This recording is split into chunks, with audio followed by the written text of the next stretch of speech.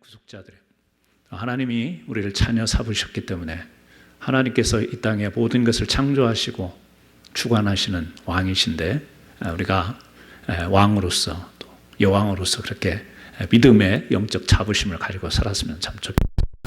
오늘은요, 하나님께서 보내신 일을 믿는 것이 하나님의 일이니라. 좀 제목이 깁니다. 성경 구절 그대로를 인용해서 제목으로 삼았습니다. 죄송하지만 하나님께서 보내신 일을 믿는 것이 하나님의 일이니라. 오늘 나눌 말씀은 예수님께서 떡 5개와 물고기 2마리로 5,000명을 먹이신 오병이어의 기적이 일어난 바로 이후의 일입니다. 오병이어의 기적을 경험한 사람들이 예수님을 애착에 찾습니다. 그 이유는 그들의 처한 상황이 굉장히 고단했기 때문에 그랬습니다. 당시 이스라엘은 로마의 속국이었고 백성들은 세금을 냈어야 됩니다. 경제적인 것뿐만 아니라 정치적으로도 그렇고 종교적으로도 그렇고 안정되지 못한 사회가 그 당시에 처했던 이스라엘의 상황이었습니다. 이스라엘 백성들은 이런 이스라엘을 구할 수 있는 구원자를 갈망했던 것입니다. 그런데 예수님은 뭐라고 말씀하시냐면 썩을 양식을 위해 일하지 말고 하나님의 일을 하라. 이렇게 막강한 힘을 가진 자가 와서 로마의 속국으로 있는 우리를 자유케 해방시켜주고 먹고 사는 문제도 잘 살 수 있도록 그렇게 강력한 지도자, 다시 말하면 그들이 생각하는 메시아가 오시기를 기대했는데 예수님은 그들을 향해서 무슨 이야기를 하냐면 썩을 양식을 위해 일하지 말고 하나님의 일을 하라 이렇게 말씀하십니다. 사실은 이때 어떤 일이 있었냐면 이 사람들이 그 이스라엘을 구원해 줄 메시아를 세례 요한이라고도 생각을 했습니다. 그런데 그 세례 요한은 바로 앞에서 참수를 당하게 돼요. 헤롯에게 죽음을 당합니다. 전부는 아니었겠지만 이렇게 세례 요한에게 기대를 걸었던 사람들이 갑자기 당황스러운 거예요. 그러다가 예수님의 오병이어의 기적을 본 겁니다. 이건 사람이 할 수 있는 일이 아니잖아요. 특히 먹이는 일이기 때문에 그들은 이 느낌이 직접 와 닿았던 거죠. 우리를 살릴 수 있는 분, 우리를 구원해낼 수 있는 분.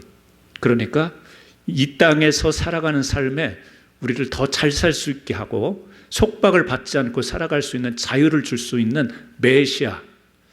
계속해서 구약부터 그들이 기다렸던 신앙적 메시아를 그 삶의 현장에서 자신들의 현실의 문제를 해결해 줄 메시아로 그렇게 기대를 하고 있던 거예요. 세례 요한은 이제 죽임을 당했습니다. 그런데 예수님이 나타나서 이런 기적을 베풉니다. 그러니까 이들이 예수님을 막 애착에 찾아 나서는 거예요. 예수님은 오병이어 기적 이후에 제자들을 먼저 보내고 그리고 이 사람들이 보이지 않는 곳, 찾지만 보이지를 않습니다. 애타게 찾는 이 상황. 그런데 주님이 하신 말씀은 냉정하게도 저들이 나를 찾는 이유가 있는데 그것은 뭐냐면 저들이 배부른 까닭이다. 배불러서라는 말이 아니라 지금 이 땅의 현실 상황과 필요를 저들이 갈급해하고 있는데 사실은 주님이 그것 때문에 그들에게 나타난 것은 아니라는 말씀이에요. 그러면서 하시는 말씀이 썩을 양식을 위해 일하지 말고 하나님의 일을 해라 이런 말씀을 합니다. 여러분, 예수님이 이스라엘 백성이 처한 상황을 몰라서 그런 이야기를 하는 게 아니에요. 이스라엘 백성이 지금 무엇이 필요한지를 몰라서 그런 말씀을 하는 게 아닙니다. 이 땅에서의 상황과 필요의 충족만이 그들에게 행복을 주고 그들의 인생의 목적이 아닌 것을 교훈하시려고 이런 말씀을 이제 시작하는 것입니다. 예수님의 가르침은 뭐죠? 계속해서 반복되는 말씀이지만 하나님 나라와 영생에 관한 말씀을 하고 있습니다. 여러분, 우리도 지금 무언가 애타게 찾으면서 살고 계신 분들이 계실 수 있습니다. 지금도 애를 타면서, 우리 그런 표현하죠? 애간장을 녹이면서 어떤 문제 해결을 기다리고 있는 것들을 우리 삶 속에서 지금 안고 있을 수 있습니다. 그것만 해결되고 그 문제만 이제 잘 마무리되면 그 해법만 찾으면 이제 잘 살 거라고 생각하는데 여러분이 이미 여러분의 삶 속에서 경험했지만 어떤 문제 하나가 잘 해결됐다고 여러분의 인생의 생각처럼 기대처럼 늘 그렇게 되는 것은 아니라는 것 이미 여러분들이 경험하고 잘 알고 있습니다. 하나님은 우리를 당신의 영광 안으로 품으시기를 원하시는 거예요. 그 영광이라고 하는 것은 영원한 것이고 이 땅에서도 우리가 죽어서도 품어야 될 것입니다. 이런 소망으로 우리가 이제 살아가는 이 믿음의 사람, 신앙인들이 되었는데 우리가 다시 한번 요한복음을 보면서 그 하나님의 영광 안에서 살아가는 삶, 이 땅에서뿐만 아니라 죽어서도 우리에게 주어지는 이 영광된 삶을 우리 삶의 귀한 가치로 또 신앙의 중심으로 삼고 살아가야 되는데 우리가 이것을 가끔 놓칩니다. 그래서 오늘은 요한복음 이 말씀은 너무나도 많이 읽고 너무나도 많이 나눴던 말씀이지만 다시 한번 우리 자신을 녹화하는 점검하는 그런 의미로 이 말씀을 잘 아시는 내용이지만 다시 한번 나누고 싶은 겁니다. 예수님 당시에는 여러 분파가 있었어요. 유대교에 여러 분파가 있습니다. 여러분이 생각나시는 분파 중에 바리새파가 있죠. 또 사두개파가 있습니다. 또 에세네파라는 분파가 있었고 헤롯당이라고 하는 또 당이 있었어요. 그리고 또 하나 열심당이라고 하는 이 5가지가 유대교 안의 분파예요. 쉽게 이야기하자면 지금으로 보면 무슨 교파처럼 교단처럼 기독교 안에 여러 교파가 있는 것처럼 유대교 안에 그런 분파들이 있었어요. 바리새파는 율법을 준수하는 것을 강조하고 사두개인들은 당시의 상류층 사람들인데 좀 자유주의적인 방향으로 흘러갑니다. 그래서 예수님의 부활도 믿지를 않았습니다. 헤롯당은 당시 로마가 정치를 잡고 있었기 때문에 통치하고 있었기 때문에 좀 그 로마에 기대어서 세금도 걷고 이렇게 그러나 유대교를 지키는 그런 사람들의 무리 헤롯당이에요. 에세네파는 이 세속을 떠난다 해서 이렇게 광야의 동굴 같은 데서 집단적으로 공동체 생활을 하면서 금욕주의적인 신앙생활을 했던 사람이에요. 그리고 열심당이라고 하는 젤로타이라고 부르는 열심당이 있었어요. 그러니까 말 그대로 열심히 있는데 이들은 민족주의자와 같은 그런 신앙을 가진 사람들입니다. 왜냐하면 이 세상 모두가 하나님의 성전이고 하나님만의 이 세상의 주인이기 때문에 거기에 반하는 모든 것들은 인정을 할 수가 없는 거예요. 그래서 무력도 마다하지 않고 심지어는 봉기를 일으키지 않습니까? 그래서 마카비 혁명이라고 하는 우리 신구약 중간 시대 사이에 일어나는 혁명이 일어납니다. 무력적인 혁명, 로마의 항거에서. 그리고 잘 아시는 것처럼 AD 70년경에는 로마가 이제 굉장한 핍박과 점령을 해 가는데 우리 그 성지순례에 가셨던 분들이 마사다 요지를 가보셨을 겁니다. 거기에서 최후의 항전을 하지 않습니까? 그러다가 거기에서 다 로마 군인에 의해서 죽임을 당합니다. 자결을 하죠. 자결을 합니다. 왜냐하면 그 높은 곳을 에워싸서 먹는 것 차단하죠. 물 차단시키죠. 살아갈 길이 없습니다. 최후에는 자살을 하는 열심당했습니다. 그런데 이들이 하나님을 믿는 유대교 분파였다라는 거예요. 왜냐하면 로마의 힘에 안거해서 대항해서 그 무력으로 자기네들의 그 죽진 현실을 이겨내고자 극복해 보고자 무력으로 자기네들의 신앙을 지키고 또 자기네들이 생각했던 그 신앙의 세계를 펼쳐보고자 힘을 가지고 도전했던 겁니다.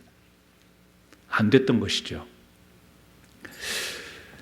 바로 이 유대교의 분파, 그 바리새파, 사두개파, 헤롯당, 에세네파, 열심당 많은 분파가 있었지만 이들에게 신앙 안에서도 그들 안에서도 권력이라는 것이 존재를 합니다. 그래서 결국에는 예수님을 십자가에 못 박게 하도록 결국에 그 역할을 했던 사람이 누구냐면 바로 바리새파 사람들이에요.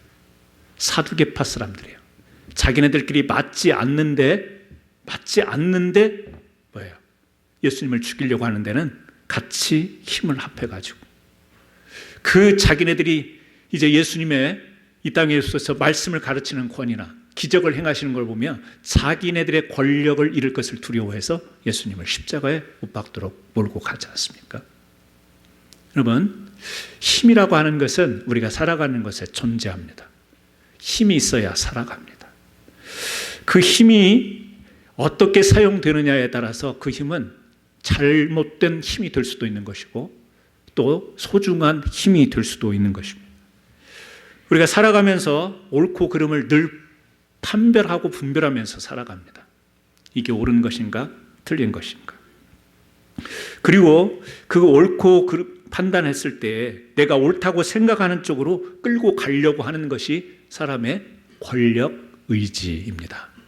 그러니까 우리는 집안에서도 부부간에도 다투잖아요. 갈등이 일어나잖아요. 왜? 네가 옳냐? 내가 옳냐? 이것 때문에 막 갈등이 일어납니다. 내가 옳다는 것에 남편을 굴복을 시켜야 되고 내가 옳다는 쪽으로 아내를 굴복을 시켜야 되는데 그게 안 되면 거기에서 다툼이 일어납니다. 가정에서뿐만 아니라 직장에서도 그렇고 사회에서도 그렇고 국가 간에도 이런 갈등이 권력 의지 때문에 발생을 하는 거예요. 아니 옳은 것을 놓고 뭐가 옳냐라고 하는 판단을 하면서 하는 일인데 거기에서 화합이 일어나지 않고 거기서 분쟁과 갈등이 일어나는 권력을 가지고는 인간의 문제를 본질적으로 해결할 수가 없습니다. 인간의 문제는 하나님의 지혜로만이 해결할 수 있는 겁니다. 하나님의 지혜는 무엇이었냐면 바로 십자가였습니다. 십자가라고 하는 것이 힘으로가 아니라 하나님의 사랑으로서 우리 이 세상 가운데서 인간의 근본 문제를 해결할 수 있는 지혜요 해결책으로 주신 겁니다. 우리가 십자가의 길, 또 십자가를 앞에 달고 우리가 상기하고 기억하는 것은 뭐냐면 이것은 하나님께서 우리를 사랑하셔서 하나님의 지혜와 방법으로 우리에게 다가오셔서 인류의 죄악의 문제, 구원의 문제를 해결했다는 것. 이것을 우리가 기억하기 때문에 십자가를 바라보고 기도하고 예배하는 겁니다. 예수님이 두 번의 시험을 받죠. 한 번은 금식하고 난 뒤에 광야에서 시험을 받습니다. 마귀가 시험합니다. 하나님의 아들이거든 돌덩이를 떡덩이로 만들어 봐라. 또 높은 곳에서 뛰어내려라. 또 마귀에게 절하라. 그러면 천하 만국과 그 영광을 주겠다. 예수님이 볼 때 가소로 왔죠.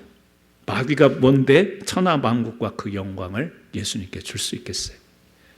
여기에서 예수님은 얼마든지 하실 수 있습니다. 능력을 가지고 계신 분입니다. 그럼에도 불구하고 말씀으로 대처합니다. 자신에게 주어진 권력, 힘을 사용하지 않습니다. 십자가의 상에서 하나님의 아들이거든 이곳에서 내려와 봐라 라고 조롱과 멸시를 통해서 사람들이 이야기를 합니다. 하나님은 얼마든지 그 손을 부시고 발을 부르시고 십자가에서 내려오실 수 있습니다. 그런데 주님은 그렇게 하시지 않습니다. 왜냐하면 그분은 종의 형체를 입고 오셨기 때문에 그렇습니다. 자신의 힘, 권력을 사용하지 않고 끝까지 사랑으로 십자가를 지셨기 때문에 그렇습니다. 여러분, 우리가 가지고 있는 힘들, 또 권력 의지들 이런 것은 세상을 근본적으로 변화시킬 수가 없습니다. 하나님 저에게 힘을 주시면 제가 이 세상을 한번 바꿔보겠습니다. 변화시켜 보겠습니다. 그런 꿈을 가진 사람들이 우리 많이 있었습니다. 기독교 역사에 수많은 사람들이 그런 꿈을 가지고 권력을 향해서 달려갔습니다. 권력을 향해 가는 과정 가운데서 그 사람들이 처음에 마음먹은 것처럼 그렇게 되는 게 아니라 타락하는 것을 우리는 많이 봤습니다. 권력을 가졌을 즈음에는 그가 가지고 있던 순수함이 사라지고 권력을 얻기까지 오는 과정 속에서 자기가 당했던 것을 다른 사람에게 그대로 행하는 이런 모습을 보이는 것도 우리는 봤습니다. 우리 교회의 역사를 보게 되면 힘을 가지지 못했을 때는 복음이 왕성했습니다. 교회가 힘을 가지고 권력을 가지게 될 때는 어떤 일이 일어났죠? 타락하는 일이 있었습니다. 예수님이 승천하신 후부터 4세기 초반까지 초대교회는 로마 제국의 무서운 핍박을 받았어요. 그래서 사람들이 어디로 숨어서 들어갔냐면 카타콤이라고 하는, 그래서 로마에 가면 카타콤이 있죠. 터키에 가도 동굴교회가 있죠. 숨어서 피해서 잡히면 죽으니까.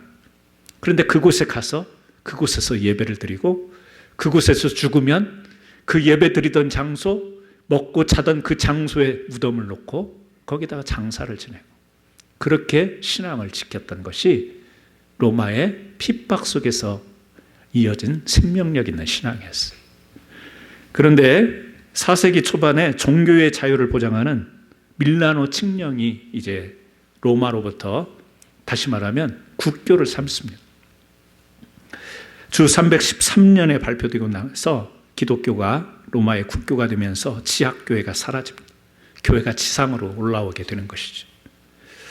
국가의 왕과 귀족들이 교회로 들어오면서 다 크리스찬이 되는 겁니다. 왕궁같이 화려한 교회들이 국가의 지원 속에서 여기저기 세워지게 됩니다. 갑자기 감독들과 주교들이 막강한 권력자들이 되는 거예요. 정교 유착의 시작이 됩니다. 왕은 공권력을 동원해서 성직자들을 돕고 또 수많은 교회당 건축을 지원합니다.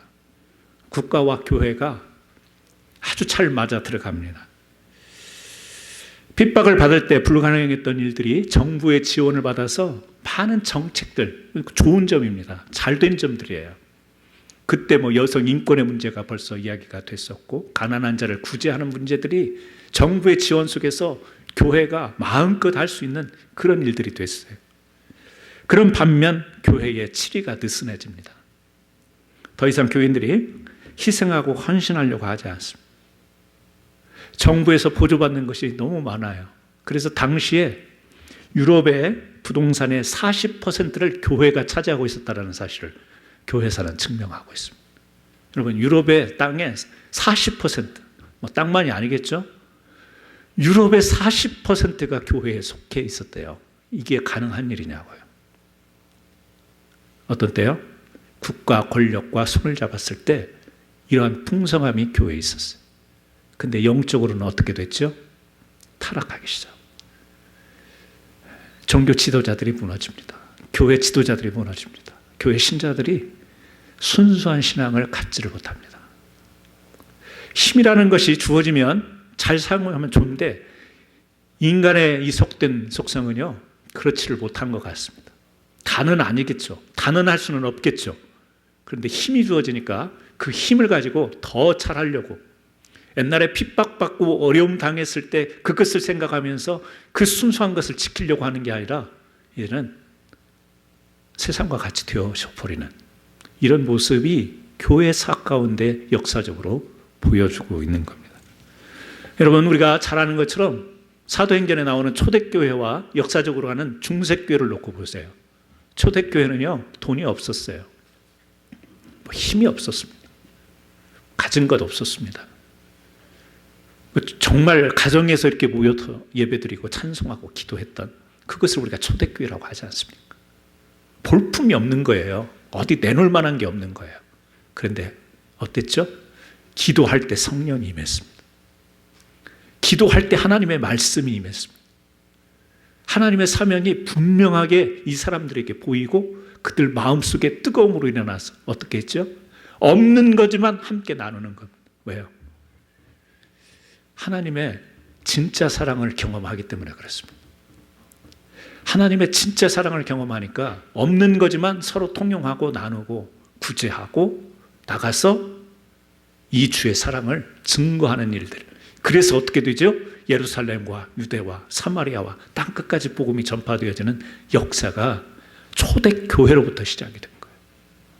중세교회는요, 황금이 들어오지 않습니까? 정부의 지원, 공인된 힘이 생겼어요.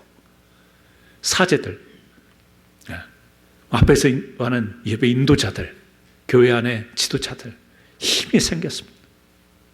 힘이 생겼으면 그 힘 가지고 초대교회처럼 더욱더 하나님을 의지하고 성령의 간구를 통해서 세상에 복음 전파하는 일에 힘쓰고 애를 썼어야 되는데 그렇지를 못했잖아요.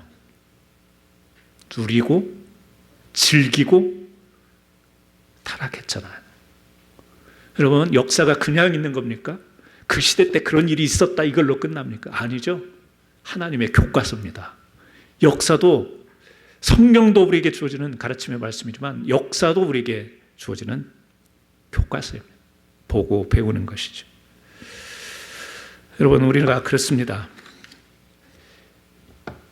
권력, 힘이라고 하는 것이 우리에게 필요한 것이고 또 우리에게 가져다주는 유익도 있으며 또 권력이라고 하는 것은 우리를 규제하는 힘이 분명히 있습니다.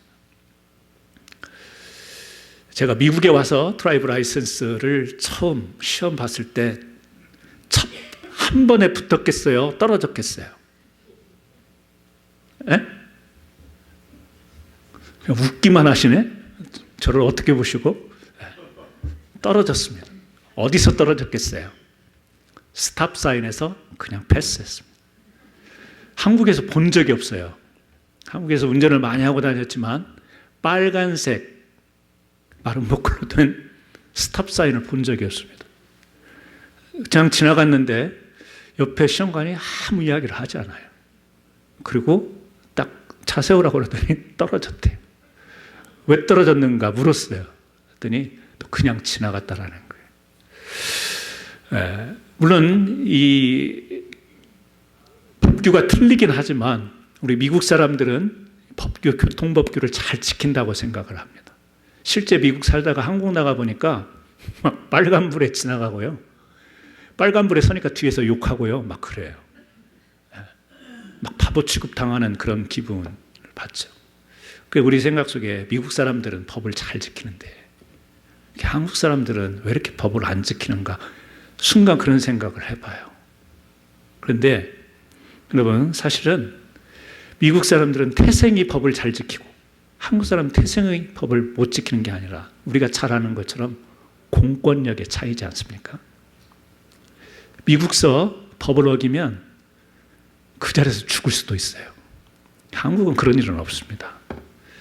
우리 한국에 신호 위반 그러면 2천만 원 벌금 그러면 법 잘 지킬 겁니다.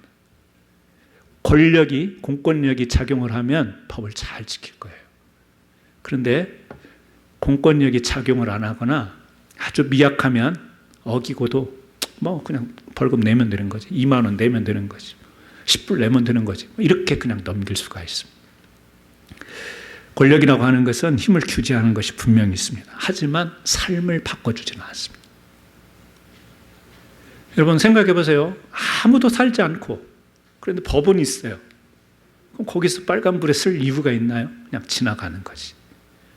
아니 그렇게 생각하지 않더라도 우리는 자동적으로 급하거나 어떤 상황이 되면 그런 법을 잘 지킬 만한 그런 존재들이 아니죠. 내가 편리한 대로 하게 되어 있습니다. 권력이 작동하는 곳에서는 잘 지키지만 권력이 작동하지 않는 곳에서는 지키지 않는 우리 사람의 본성이라는 게 있습니다. 사람은 권력을 가지고 힘을 가지고 변하는 존재가 아닙니다. 우리 주님은 그것을 너무 잘 아신 거예요. 오늘 본문을 읽다 보면 이런 논리가 전개가 됩니다. 오늘 요한복음을 2절만 읽었지만 자 29절에 예수께서 대답하시되 하나님께서 보내신 일을 믿는 것이 하나님의 일이니라. 우리는 하나님의 일 그러면서 많은 일들을 해요. 하나님의 일, 하나님의 일, 교회 와서 하나님의 일을 한다 그런 말을 많이 합니다.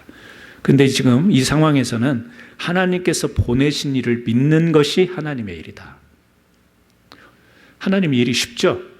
누구나 다 할 수 있을 것 같죠? 믿기만 하면. 자, 하나님께서 보내신 일을, 예수님을 믿는 것이 하나님의 일이니라.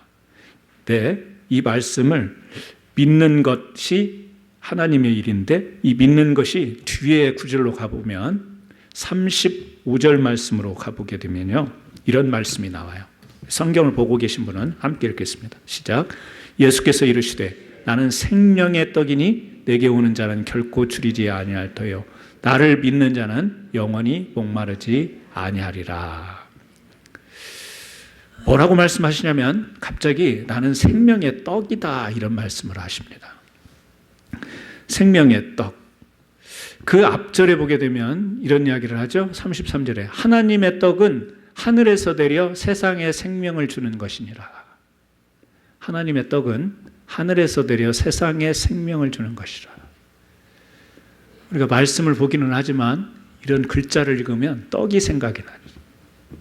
여러분은 찰떡을 좋아하세요? 인절미를 좋아하세요? 이 캔사스에 살다 보니까 냉동떡만 먹으니까 그 떡의 맛을 좀 잘 모르는데 가끔 LA에서 하루 만에 날라오는 떡을 먹으면 입에서 살살 녹죠. 떡은 먹는 겁니다. 그런데 지금 뭐라고 예수님이 말씀하시냐면 하늘의 떡, 하늘에서 내려서 생명을 주는 것이다. 생명을 주시는 건데 떡으로 설명을 해요. 근데 그 떡은 우리가 이해가 되려면 뭐죠? 먹는 거예요. 먹는 거. 떡, 브레드. 영어로 뭐 빵이라고 하더라도. 나는 생명의 빵이다. 생명의 떡이다. 내게 오는 자는 결코 줄이지 아니할 테요. 나를 그 다음에 먹는 자는 영원히 목마르지 아니하리라가 어울려요. 나를 믿는 자는 영원히 목마르지 아니하리가 어울려요. 나는 생명의 떡이다. 그러면서 나를 먹는 자는 영원히 목마르지 아니할 것이다가 어울려요. 나를 믿는 자는 영원히 목마르지 아니하리라가 어울려요. 앞에서 떡이라고 했으니까 믿는 자가 어울려요? 먹는 게 어울려요? 네. 굉장히 오늘 당황스럽죠? 지금 막 떡은 먹는 거. 그러니까 성경을 이렇게 썼으면 더 쉽게 이해가 될 것 같아요. 어떻게? 나는 생명의 떡인데 나를 먹는 자는 영원히 줄이지 아니할 것이다. 그렇다고 한다면 우리는 믿는다와 먹는다를 같은 개념으로 생각해 볼 수 있는 것 아니겠어요? 이어령 교수가 여러분도 아마 책이나 글을 보셨을 건데 우리 한국 사람들은 참 성경을 보면서 믿음을 갖기에 좋은 그런 관념을 가지고 있다고 하면서 그런 이야기를 해요. 왜냐하면 우리 한국 사람들은 먹는다라는 이야기를 참 잘한다고. 나이를 먹었다 그렇게 이야기를 한다고 하죠. 중국 사람들은 첨삭이라 해서 나이를 이렇게 첨가한다 그런 개념으로 이야기를 한대요. 일본 사람들은 취한다, 얻는다 그런 개념인데 한국 사람들은 나이를 먹는다 그렇게. 여러분 몇 살 먹으셨어요?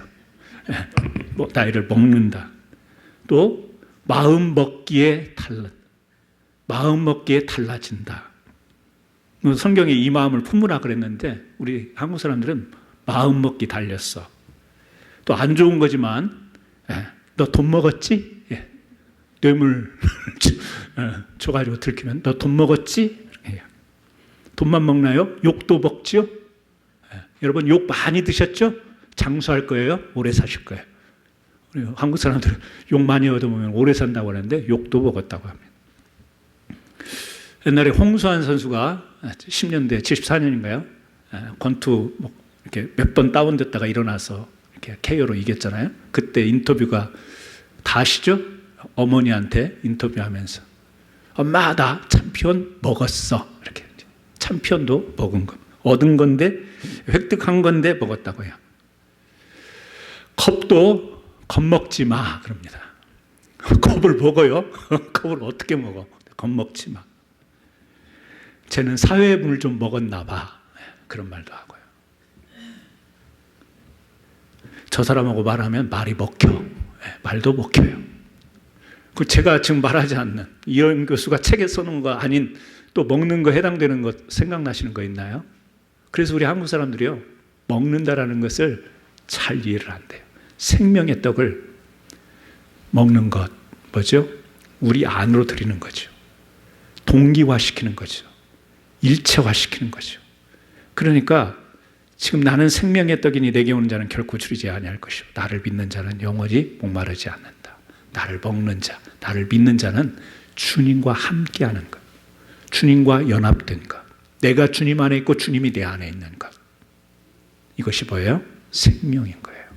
이것이 뭐예요? 하나님의 영광에 이르는 길인 것이죠. 여러분, 바로 이와 같이 지금 앞에서 하나님께서 보내시를 믿는 것, 이것이 하나님의 일. 바로 예수를 믿는 것, 예수를 생명의 떡으로 우리가 먹는 것. 그런데 예수님은 이 땅에 어떻게 오셨죠? 종의 형체를 가지고 오셔서 목적은 우리를 하나님의 영광 안으로 우리를 구원하시기 위해 오셨는데 그분은 이 땅에서 하셨던 방식이 뭐냐면 사랑이었습니다. 권력이 아니었습니다. 복음은 힘이라고 말하는데 힘보다는 영향력이라는 말이 맞습니다. 왜 그렇죠? 복음은 전하는 것뿐만 아니라 우리가 살아내는 것이기 때문에 그래요. 그런데 우리가 살아내는 것이 내가 가진 힘을 가지고 살아내는 게 아니라 주님이 주신 은혜를 가지고 살아내는 것이기 때문에, 주님이 베풀어 주신 사랑을 가지고 살아내는 것이기 때문에 우리들의 삶은 복음의 영향력이 돼야 되는 것입니다. 내가 이렇게 살아, 내가 이렇게 건강해, 내가 이렇게 있어, 이 힘이 아니라 하나님의 은혜, 십자가를 지시기까지 힘을 발휘할 수 있지만 끝까지 순종하시면서 자신 몸을 던지신 그 사랑으로 예수님이 우리에게 영생을 가져다 주시며 이 땅에서 이 영원한 것을 선포하며 살기를 원하시는 이것을 우리가 믿는 것이 하나님의 일인 줄 믿으시기를 바랍니다. 그렇다면 믿는 것이 나 믿습니다, 이게 하나님의 일이 아니라는 것을 알겠죠. 하나님이라는 것은 예수와 함께 연합된 삶을 살아가는 거예요. 그것은 우리가 힘을 쟁취해서 계속해서 올라가서 높은 자리로 향해서 올라가서 거기에서 획득되어지는 그 힘을 성공이라고 이야기하고, 그 성공의 힘을 발휘할 때 내가 세상을 잘 살더라고, 하나님께 영광 돌린다고 하는 게 아니라고 하는 사실이죠. 우리가 이 세상을 다 이겨버리기 위해서 살아가는 것이 아닙니다. 다 내가 승리해버리기 위해서 살아가는 것이 아니라는 것. 여러분, 하나님의 세계는 세상의 눈으로 볼 때는 힘이 없어 보이고 연약해 보이고 형체도 없고, 이사야서에 그랬잖아요. 예수님을 예언하는데 그 표현이 그랬잖아요. 그런데 그의 열매는 풍성한 겁니다. 영원한 겁니다. 혹시 어제 여러분 영국의 찰스 3세 대관식을 보셨나요? 네, 저는 오늘 오후에 다시 한번 볼 예정이에요. 정말 근사하더라고요. 웨스트민스터 사원에서, 그곳에서 철저히 예배의 형식을 통해서, 그래서 옆에서 부르는 노래 하나하나가 성경 구절과 다 관련되어 있는 성가를 부르는 거예요. 그리고 주교가 또 그리고 왕이 대답하는 모든 것들이 하나님의 권위로 세워지는 왕, 이러면서요, 왕관의 무게가 2몇 킬로라면서요, 그 연로하신 찰스 3세가 버티고 있는 게 참 보석이 444개가 밖에 있다면서요. 여러분 그런 거 못 써보셨잖아요. 그걸 쓰고요, 또 황금마차를 처음 봤네요. 저는 어제 황금마차, 말로만 동화 속에서 듣던 황금마차를 어제 봤네요. 근데 그게 승차감이 되게 안 좋대요. 그래서 굉장히 고통스럽대요. 너무나도 화려하고 근엄하고 품위가 있는 대관식을 봤어요. 철저히 하나님께 예배의 형식을 통해서 대관식을 하는 걸 봤어요. 그런데 저뿐만이 아니겠지만 그 순간 예수님이 떠오르는 것은 무슨 생각이에요? 대관식, 왕으로 이 땅에 영국이라고 하는 이 군주제의 형식이지만 대관식을 갔는데 그렇게 화려하고 멋있고 아름답고 세기의 이벤트인데 거기에 주님이 보이는 것은 뭐예요? 얼마나 초라해요. 겨우 나무 이파리 흔들면서 그 사이를 걸어가는 거예요. 만왕의 왕으로 오신 예수님이 겨우 이파리 종려나무 가지 흔드는 거기를 황금마차, 무슨 황금마차, 나귀새끼 타고 가시잖아요. 왕의 입성. 어제 찰스 3세는 보니까요, 버킹엄 궁전에서부터 웨스트민스터까지 4,000명의 군인, 군악대, 장관을 이루면서 가는 길을 가더라고요.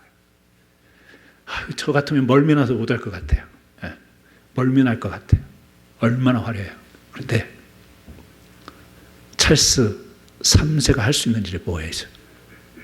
상징 그 외에는 없어요.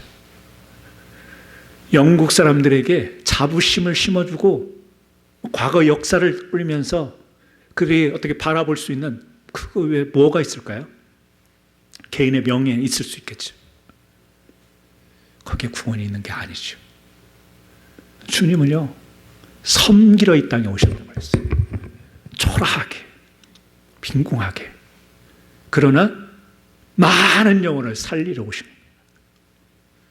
그러면 우리 찬송 부르면서 예수 예수 찬송 많이 합니다. 그런데 생명의 떡으로 먹고 우리가 예수 예수의 이름을 부르면서 그 삶을 우리가 사는지는 한 번쯤 다시 한번 점검해 볼 필요가 있는 거예요. 우리는 세상을, 사람들을 이겨내려고만 하지 섬기려고 하는 것은 습관이 안 돼 있습니다. 권력은 갖고 싶어 하는데 사랑으로 섬기는 것은 습관이 안 돼 있습니다. 반복되는 말씀이지만 이것을 다시 한번 생각해보는 아침 되기를 원합니다. 미국의 이야기를 하면서 마지막 말씀 마무리를 하려고 합니다. 여러분, 50불짜리 우리 50달러짜리 화폐에 어떤 사람의 인물이 그려져 있습니까? 네? 거봐, 50불짜리 쓰기는 좋아하면서 누가 들었는지를 모르잖아. 일불은 아시죠? 일불 워싱턴. 5불짜리는 링컨. 이제 거기까지는 알지. 우리가 주로 쓰는 돈 1불, 5불 그 수준이니까. 50불짜리는 잘 안 쓰잖아요. 100불짜리도 잘 알잖아요. 이 50불짜리 달러 지폐에 그려진 총사령관, 남북전쟁이 있을 때 북부군을 이끌었던 총사령관, 사실은 저도 몰랐어요. 그랜트 장군이 찾아가고 있는데, 오늘 한번 이제 혹시 여러분, 그래도 우리가 양심상 미국에 살면서 미국 화폐에 얼마짜리에 누구 그림이 있는지는 조금 우리 좀 알 필요는 있지 않겠어요? 50불짜리에 나온 그림이, 그 사진이 그랜트 장군이라고 해요. 남북전쟁에 이제 싸움이 중단이 되면서 협상이 이루어졌는데, 남쪽은 리 장군이 리더를 했고 북쪽은 그랜트 장군이 했는데 협상이 벌어집니다. 전쟁에서 북쪽이 이기고 남쪽이 졌습니다. 그러면 협상이라고 하는 것은 남쪽이 북쪽에 보상을 해야 되는 겁니다. 아니면 거기에 따른 징벌이 있습니다. 전쟁의 협상은 그런 건 아니겠어요? 그런데 그랜트 장군이 전쟁에서 패한 이 남쪽 패잔병들에 대해서 어떤 처벌을 내리지도 않습니다. 그리고 하는 말이 뭐냐면, 협상의 내용이 뭐냐면 그들을 다 고향으로 보내주라. 전쟁 포로에 관한 이야기가 그 이후 없습니다. 심지어는 굶주린 남쪽 군인 패잔병들에게 식량까지 제공하면서 북쪽에 대한 적개심을 버리게 하고 그들을 고향으로 돌아가도록 하는 겁니다. 이것이 바로 USA가 하나 될 수 있는, 지금까지 하나 될 수 있는 이유라고 어떤 사람들은 책에서 그런 이야기를 합니다. 어떤 협상이라고 하는 그런 주제를 가지고 나온 책에서도 이 이야기는 반드시 빠지지 않습니다. 내가 승자니까 너는 패자니까 정당한 권리를 주장하고 패자에게 권력의 힘을 휘두르는 것이 전쟁에서의 협상, 당연한 것인데 그랜트 장군은 그러지 않고 적개심을 버리고 그들이 전쟁에서 지친 마음과 몸을 고향으로 가도록 해서 나중에 그것이 하나 된 USA를 유지할 수 있는 그런 원동력이 될 수 있다, 이런 이야기를 하는데, 1차 세계대전, 2차 세계대전에서 독일은 그런 게 아니었잖아요. 전쟁에 져서 보상하려다가 열받아가지고 우리가 계속 이렇게 보상만 하고 사냐, 그러다가 또 전쟁을 일으키고 이런 일들이 일어나지 않습니다. 미국의 역사지만 우리 신앙생활과 연관되어서 생각해 볼 수 있는 일입니다. 이기려고 힘으로 누르는 게 이기는 게 아니라, 힘으로 쥐어짜서 이기는 것이 성공이 아니라 소중히 여기고 사랑을 할 수 있는, 더더욱 우리는 하나님의 나라의 백성들이기 때문에. 사랑하는 성도 여러분, 우리 교회는 하나님의 일을 하는 교회가 되기를 간절히 소원합니다. 하나님께서 이 땅에 사랑으로 보낸 일을 믿는 일이 우리 교회 안에 충만하기를 바랍니다. 그리고 예수님과 연합되어서 사랑을 실천하는 교회가 되기를 원합니다. 그 사랑은 단순히 구제하고 어려운 사람 도와주는 그런 사랑을 말하는 것이 아닙니다. 교회는 바로 십자가 위에 교회 공동체가 쓴 것입니다. 바로 사랑의 길을 걷기로 작정한 사람들이 모인 공동체가 교회 공동체인 것입니다.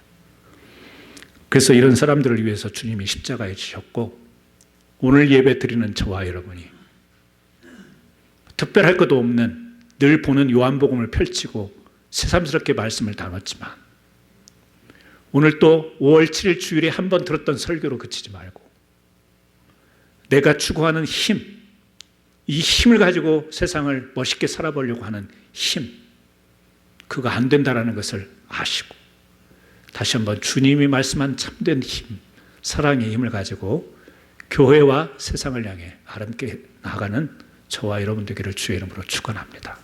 이 시간 우리 같이 한번 기도하시겠습니다. 하나님, 우리가 그냥 믿는 것이 아니라 생명의 떡을 믿고 생명의 떡을 먹는 주님과 일체되는 신앙의 믿음의 삶을 살아가게 하옵소서.